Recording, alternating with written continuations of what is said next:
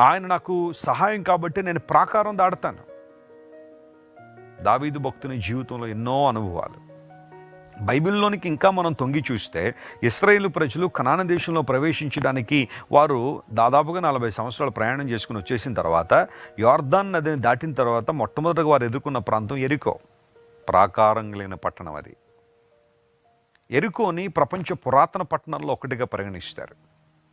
అంత మాత్రం కాకుండా ప్రాకారం కలిగిన పట్టణం అది. చాలా ఎత్తైన ప్రాకారం ఉంది. దేవుడు ఆ ప్రాకారాన్ని వారి ముందు వంచి ఇశ్రాయేలు ప్రజలకు విజయాన్ని ఇవ్వలేదా?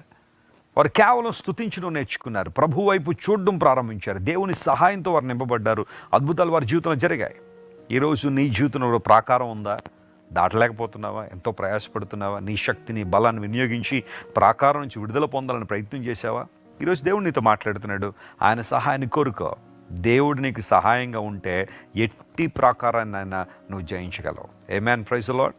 అది ఏదైనా కావచ్చు. ఆ ప్రాకారం ఒకవేళ నీ జీవితంలో ఏదో రూపంలో నీ ముందు ఉండొచ్చు.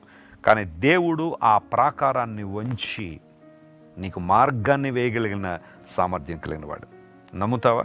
ఈ వాగ్దానాన్ని క్లెయిమ్ చేసి ప్రభువుని స్తుతించండి. బలమైన కార్యాలు మీ జీవితంలో జరుగుతాయి.